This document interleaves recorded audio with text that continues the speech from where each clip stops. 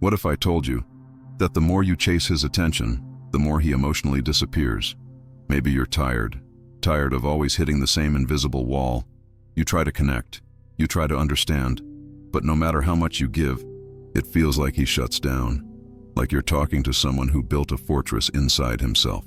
In this video, you're going to discover the exact words, 5 simple yet powerful phrases that bypass the barriers of his mind and speak directly to his heart. Words that create emotional safety and gently open doors that logic, pressure, or arguments never could. And the key to this is hidden in something almost no one talks about, a principle buried deep in Carl Jung's teachings about the unconscious mind. If this speaks to your soul, comment the word connection down below. And if you believe you deserve to be truly seen, truly heard, and truly loved, hit the like button and subscribe, because what you're about to learn can change everything. Now, take a deep breath, because the journey we're about to start has the power to transform not only how he connects with you, but how you understand love itself. Let's begin. Number 1, the hidden barrier no one talks about. Have you ever stopped to wonder, why is it so difficult for a man to truly open up? Why does he often choose silence over words, withdrawal over vulnerability, distance over connection?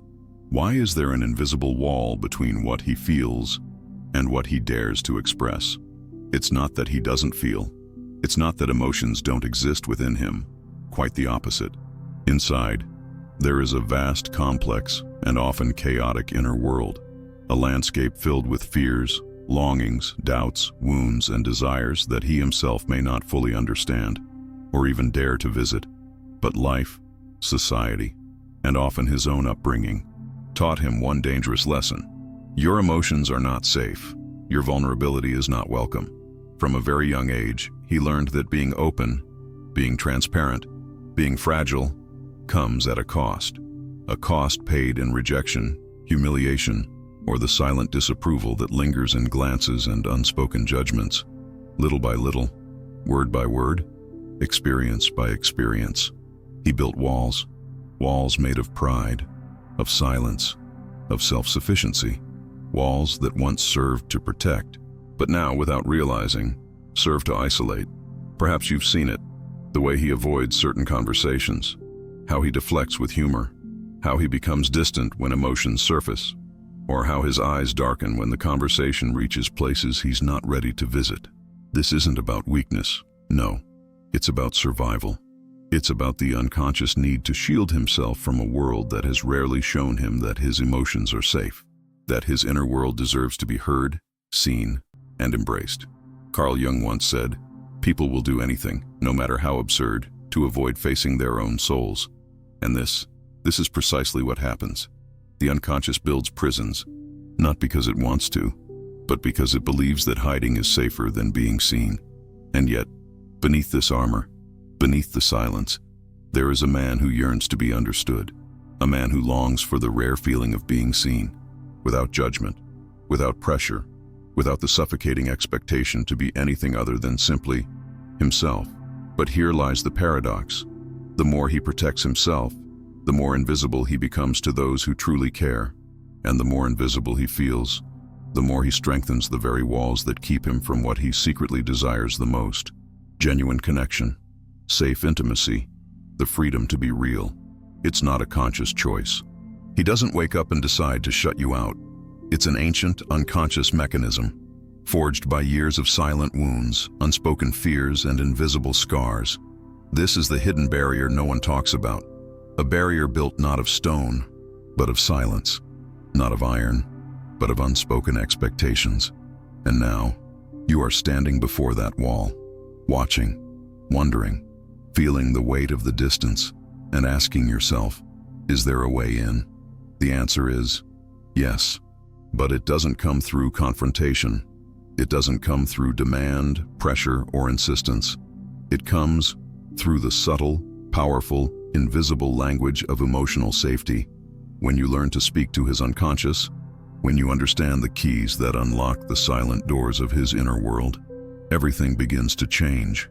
Not because you force it, but because you finally create the one thing he has rarely, perhaps never, experienced in his entire life.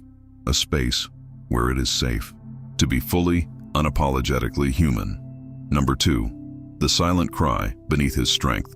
There is something you need to understand, something that most people will never tell you.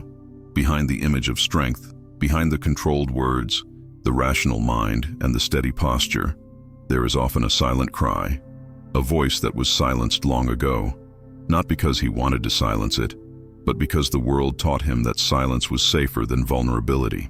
A man does not simply wake up one day and decide to lock his emotions away. No, this decision is never conscious. It happens slowly, gradually, over years. Subtle experiences become invisible lessons. Don't cry. Be strong. Man up. Words that seem harmless on the surface, but beneath them, a wound begins to form, and that wound, left unseen, left unheard, becomes a void, a place inside him where emotions exist but cannot flow, where sadness becomes frustration, where fear becomes silence, where the need to be understood transforms into withdrawal. You've seen it, haven't you? That moment when his eyes darken, when his shoulders tense, when his body is present but his soul feels distant. It's not rejection, it's not lack of love, it's a silent defense, a shield crafted over years, protecting what he doesn't even know how to explain. Carl Jung reminds us, until you make the unconscious conscious, it will direct your life, and you will call it fate. This is the invisible tragedy. A man may believe that his distance is just how he is. He may think that his silence is his nature, when in reality it's simply his unconscious protecting him from pain he cannot yet face. But this doesn't mean he feels less. In fact, the truth is often the opposite. Men who appear emotionally distant often carry the deepest, most intense inner worlds, a storm of feelings, longings, fears that have never been given permission to breathe. Beneath his strength, beneath the composed face, there is a boy who was once told that his tears were wrong. There is a teenager who learned that expressing pain meant being weak. There is a man who carries the weight of unshed tears, unspoken fears, and unlived truths. And when life triggers those suppressed emotions, when something touches those invisible wounds, his instinct is not to share, but to retreat, not to open, but to protect. It's not a lack of depth, it's not indifference, it's survival. And yet, within him, there is an aching desire, a desire he may not even know how to name, the desire to be fully seen, fully heard, fully understood, not for what he does, not for how strong he can be, but for simply who he is. Underneath it all, there is a silent cry beneath his strength, a cry that says, "Please, let there be a place where I don't have to wear this armor anymore." When that space exists, when that safety is offered without demand, something extraordinary happens. Little by little, the silence softens, the walls tremble, and the man who once believed he had to carry the world alone begins to realize he doesn't have to. Number 3, the myth of the emotionally cold man. It is time to dismantle one of the most persistent lies of our time, the idea that men are naturally emotionally unavailable. The narrative that men are cold, distant, or indifferent when it comes to feelings. You've heard it. You've probably even believed it at some point. But what if I told you it's not true?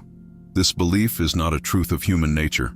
It's a cultural wound, a misunderstanding passed down through generations, a convenient explanation that hides a far more painful reality. Men are not born emotionally distant. They are trained to be, conditioned, programmed, not by choice, but by necessity, in a world that taught them from an early age that emotional expression equals weakness. Look closer, and you will realize something undeniable. Behind every man who seems detached, behind the stoic face and the controlled voice, there is someone who was once a boy who was told, directly or indirectly, that his emotions were irrelevant, or worse, dangerous. It didn't begin with him. It began with the fathers who didn't know how to say, "I'm proud of you," with the teachers who rewarded silence over honesty, with a society that cheered resilience but mocked sensitivity. The result? Men who became masters at concealing what hurts, what scares them, what matters most. Carl Jung once said, Shame is a soul-eating emotion, and that's exactly what this is. Men aren't distant because they don't feel. They're distant because they've been taught to feel ashamed of feeling, ashamed of needing, ashamed of the very thing that makes them fully human, their own vulnerability. And so, they adapt.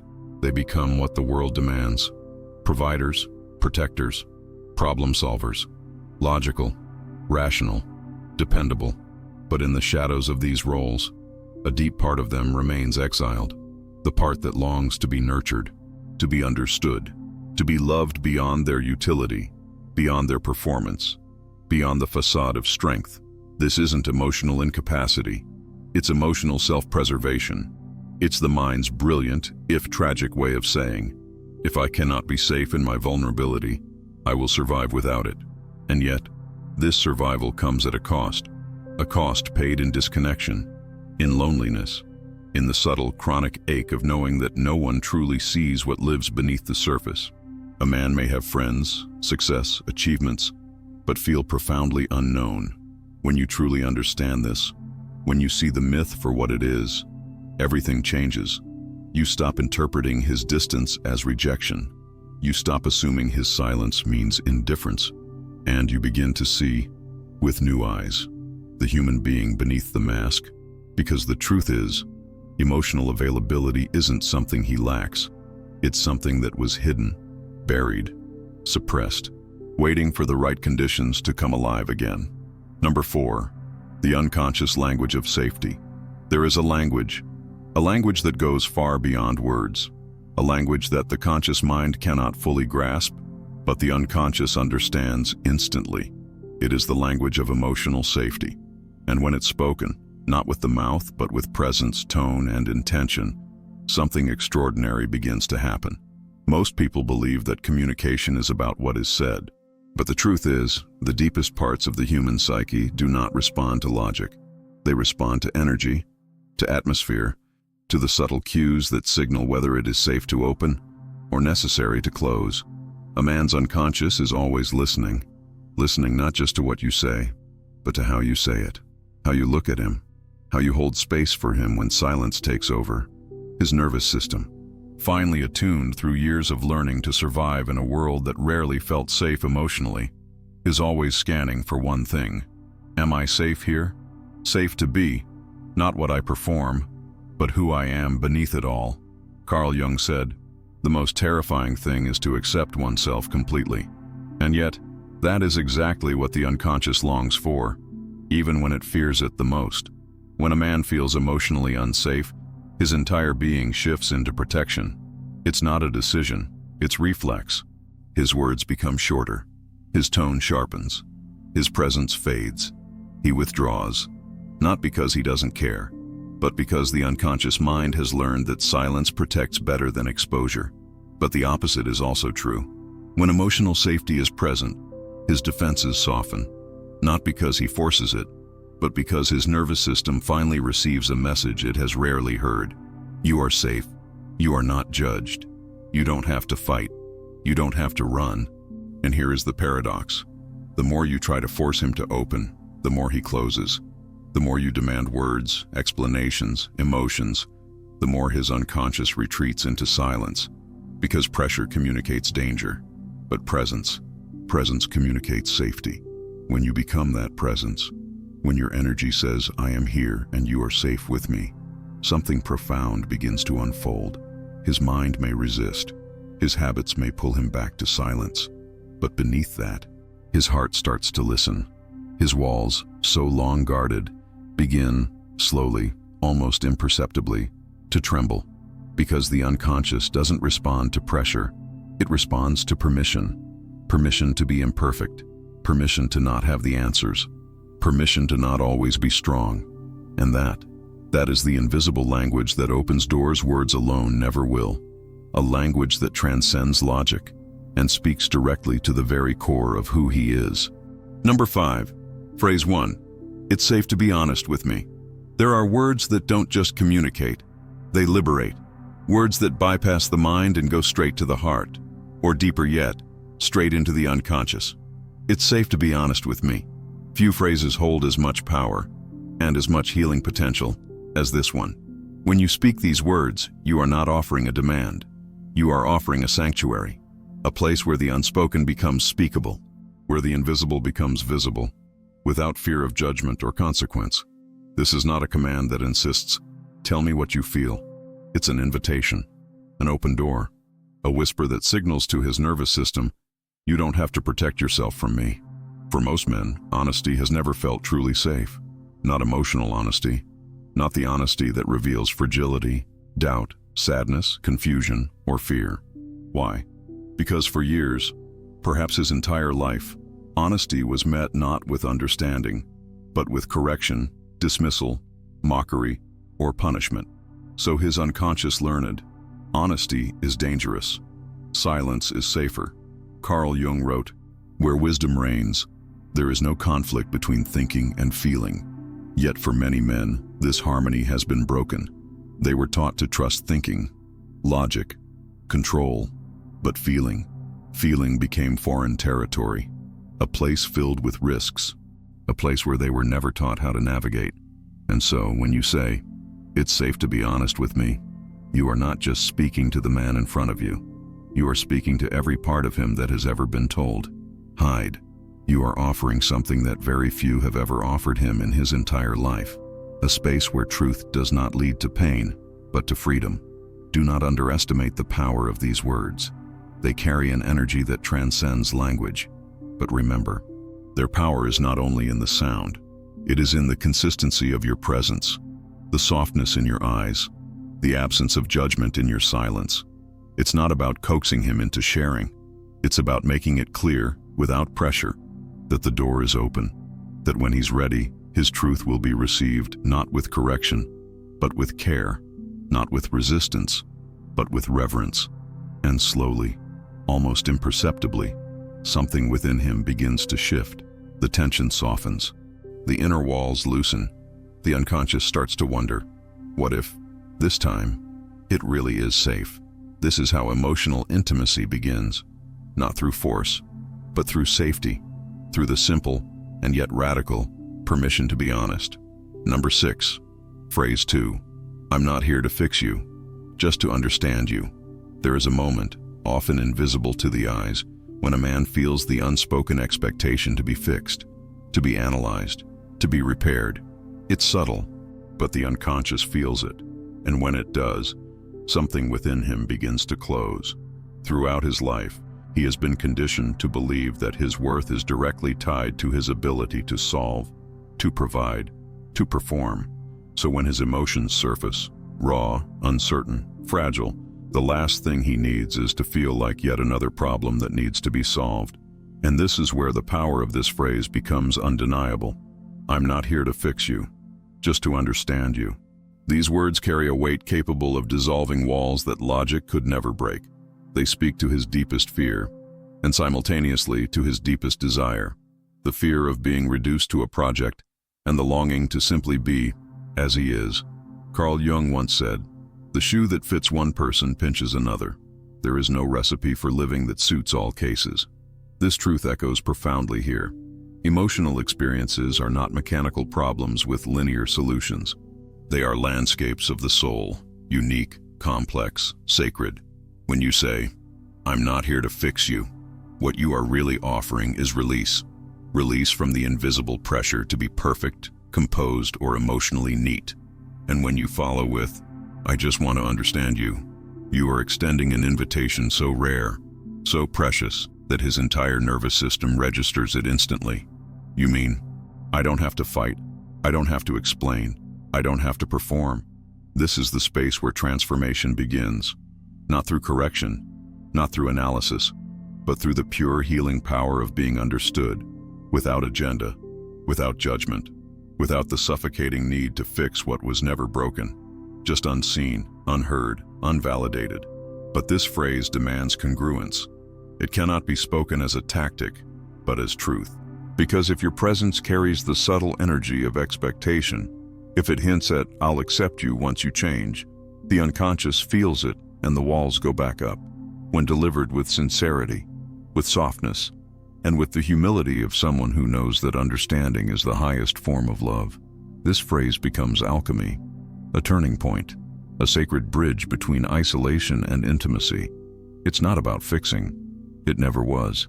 It's about meeting him exactly where he is, and showing him, perhaps for the first time, that his existence does not need to be justified through solutions.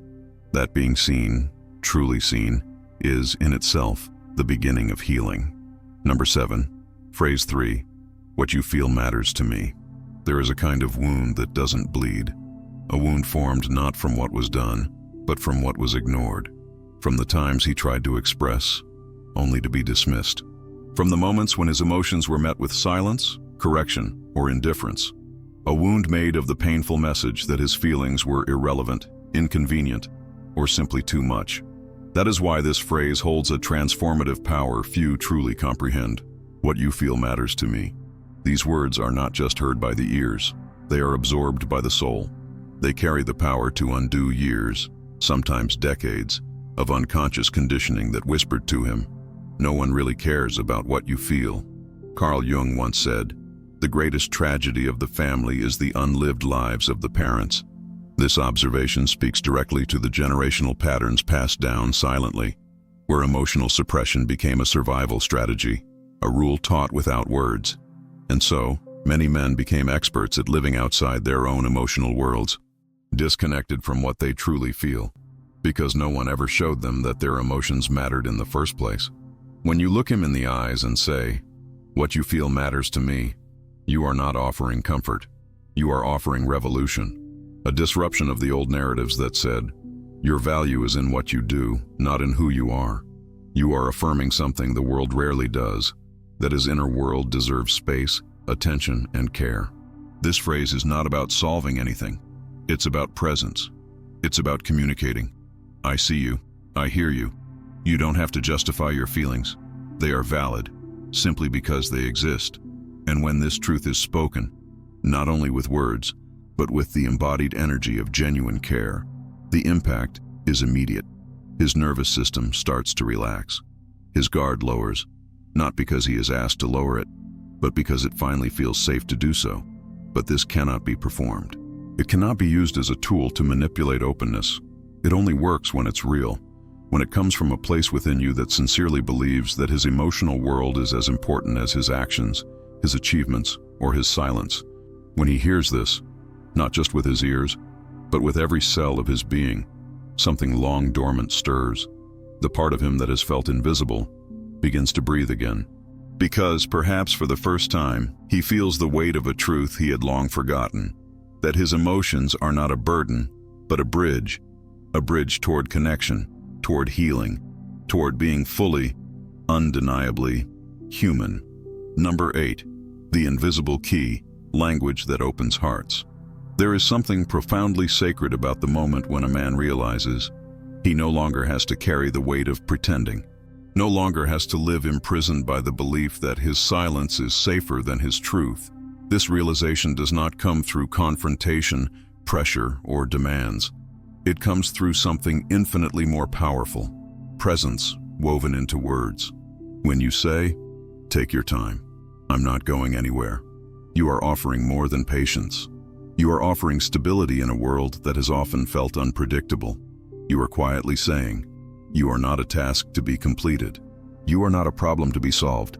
You are a human being, and I am here."